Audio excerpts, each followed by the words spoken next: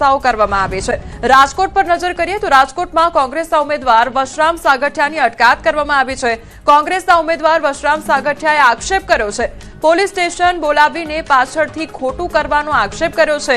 તો 2 કલાક દરમિયાન વોર્ડમાં ટકાવારી વધી જશે તેવું પણ કહેવામાં આવ્યું છે। એક કરેલું ષડયંત્ર છે। અમને 2 દિવસની ખબર હતી, તેમ છતાં અમે પોલીસને સીપી સાહેબને જાણ પણ કરી છે અને આ લોકો એન કેન પ્રકારે મતદાન રોકાવા માટે અને અમે 2 કલાક આ ડિસ્ટર્બ કરી 2 કલાક મળી જાય એટલે ખોટું મતદાન કરવા માટેની આ છે। તમને હું તમને કહી દઉં, આ સમય તમે જોઈ લો, અત્યારનો સમય 10:38 9:30 થી 10:30 સુધીમાં કેટલું મતદાન થયું તમે જોઈ લેજો, ડબલ મતદાન થયું છે। હા, એ વાત સાચી છે અને અમે સ્વીકારીએ છીએ। અત્યારે જે કોંગ્રેસના જે ઉમેદવાર છે વશરામભાઈ સાગઠિયા, તેના આપ દ્રશ્યોમાં જોઈ શકો છો, પોલીસ સ્ટેશન ખાતે તેમને લાવવામાં આવ્યા છે અને અત્યારે તેમની જે છે પૂછપરછ કરવામાં આવી રહી છે। તેમની જે છે પોલીસ સ્ટેશન લાવવામાં આવતા અનેક તર્ક વિતર્કો પણ થઈ રહ્યા છે। ત્યારે હાલ એ જોવાનું રહ્યું છે કે હવે જે છે પોલીસ શું કાર્યવાહી કરે છે અને જે છે કોંગ્રેસ તેમનો કઈ રીતના જે છે આગળ વધે છે તે પણ જોવાનું રહ્યું। હાર્દિક જોશી, ન્યૂઝ 18 ગુજરાતી, રાજકોટ। તો પાટણની વાત કરીએ। પાટણમાં સ્થાનિક સ્વરાજ્યની ચૂંટણીને લઈ મતદારોમાં જબરજસ્ત ઉત્સાહ છે। સમી તાલુકાના દાઉદપુર ગામમાં એક પ્રેરણાદાયી દ્રશ્ય પણ જોવા મળ્યું, જ્યાં દાઉદપુર પ્રાથમિક શાળામાં 108 વર્ષના અણદા ખેંગાર નાડોદાએ મતદાન કરીને લોકશાહી પ્રત્યેની પોતાની અડગ પ્રતિબદ્ધતા દર્શાવી।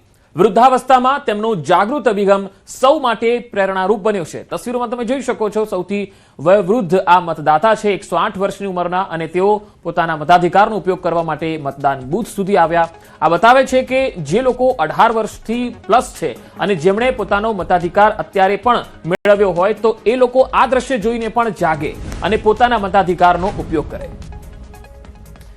તો રાજ્યમંત્રી પીસી બરંડાએ પણ મતદાન કર્યું છે અને શામળાજીના વાંકા ટીંબા ખાતે વતનમાં તેમના દ્વારા મતદાન કરવામાં આવ્યું। મંત્રી પીસી બરંડાએ પરિવાર સાથે મતદાન કર્યું।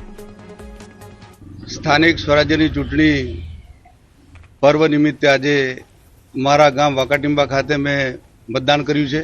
વિધાનસભાની અંદર તમામ નાગરિકોને, મતદાર ભાઈઓને વધારેમાં વધારે મતદાન કરે એવી હું અપીલ કરું છું।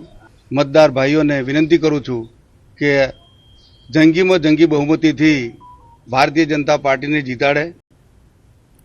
હવે યાત્રાધામ વીરપુરથી એક પ્રેરણાદાયી તસવીર આવી રહી છે, એ દર્શકોને બતાવીએ। આ તસવીરો જુઓ। વરરાજાએ પરણવા જતા પહેલા મતદાન કરી પવિત્ર ફરજ અદા કરી। વરરાજાએ પોતાની જાન લઈને નીકળતા પહેલા મતદાન મથકે પહોંચીને પોતાનો કિંમતી મત આપ્યો।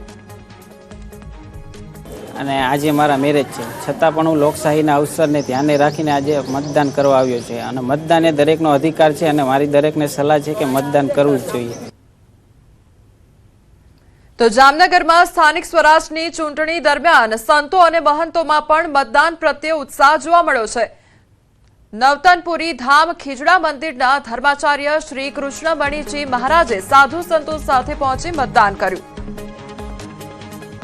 જામનગર મહાનગરપાલિકાની ચૂંટણીનું મતદાન શરૂ થયું છે, ત્યારે જે પ્રકારે આપ દ્રશ્ય જોઈ રહ્યા છો, સંતો મહંતો છે તે પણ મતદાન કરવા પહોંચ્યા છે। હાલ જે પ્રકારે પોતાના જે મતદારનો અધિકાર છે તે કરવામાં આવી રહ્યો છે। ધાર્મિક વડાઓ છે તે પણ પહોંચી રહ્યા છે। ખાસ કરીને જામનગરમાં હાલ મતદાનની પ્રક્રિયા શરૂ થઈ છે। મહારાજશ્રી, શું કહેશો, આજે આપનું સૌ પ્રથમ આ મતદાન અને મહાનગરપાલિકાની ચૂંટણીમાં આપણે મતદાન કર્યું છે? મતદાન બહુ આવશ્યક છે, દરેક નાગરિકે મતદાન કરવું જોઈએ, મારું એ ખાસ કહેવાનું છે। અને હું જામનગરની જનતાને તો ખાસ આગ્રહ કરું છું કે આ બધા મતદાન કરજો।